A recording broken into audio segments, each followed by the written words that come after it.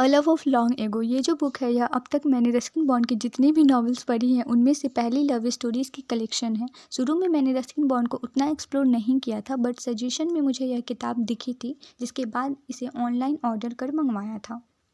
यह book short stories की collection है जिसमें 7 स्टोरीज़ दी गई हैं। पहली स्टोरी है लव इज सैड सॉन्ग और दूसरी है टाइम स्टॉप्स एट शामली। यह दोनों कहानियाँ एक दूसरे से जुड़े हैं। पहली कहानी में सुशीला और लेखक एक दूसरे से प्रेम करते हैं और लेखक इस रिश्ते को शादी के अंजाम तक पहुंचाने के लिए हर संभव प्रयास करते हैं, लेकिन उनका यह प्रयास विफल हो जाता है। लेखक के इस दुख से आहत रीडर के जख्मों पर मरहम की तरह काम करती है स्टोरी की आखिरी लाइन, जो कि है I may stop loving you Sushila but I will never stop loving the days I loved you. दूसरी कहानी भी पहली कहानी से जुड़ी हुई है, जहां लेखक की ट्रेन जाकर रुकती है शामली में। इस स्टोरी में लेखक किसी जुगनू की भांति खिंचते हुए एक शामली के होटल में चले जाते हैं, जहां वो क्यों आ गए हैं शुरू में इसका जवाब उन्हें नहीं मिल पाता है। लेकिन धीरे धीरे कहानी आगे बढ़ती है और कुछ ऐसा अनएक्सपेक्टेड होता है जिसे जानकर रीडर्स के फेस पर स्माइल ज़रूर आती है। साथ ही बेचैनी बढ़ती जाती है कि आगे क्या होने वाला है। स्टोरी के आखिर में लेखक ट्रेन के पास खड़े होकर किसी का इंतज़ार करते हैं और उसके ना आने पर भी उनके मन में किसी तरह की खींच नहीं होती है, बल्कि दिल में एक मीठा सा दर्द लेकर वह आगे का सफ़र जारी रखते हैं।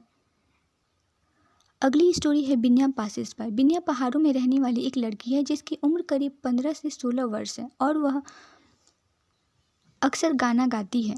लेखक को उसका गाना बेहद पसंद आता है।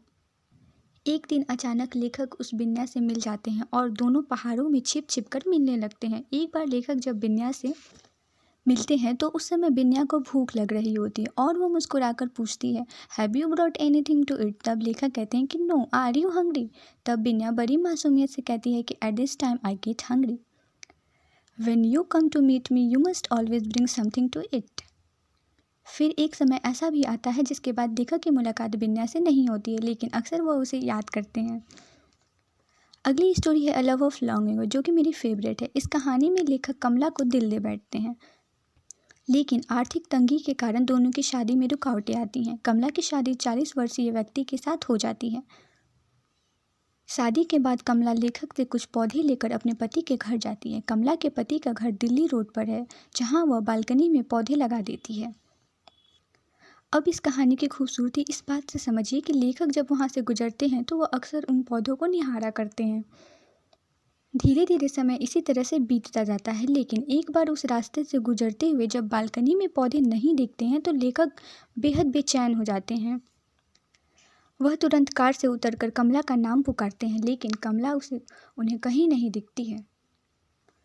कमला वह नहीं मिलती है और पड़ोसी से पता चलता है कि पति की मृत्यु के बाद कमला शायद गांव चली गई है। लेखक वापस आगे की तरफ बढ़ जाते हैं, लेकिन उनके दिल पर क्या बीतती होगी यह हम सब समझ सकते हैं। मिलते हैं अगली स्टोरी में।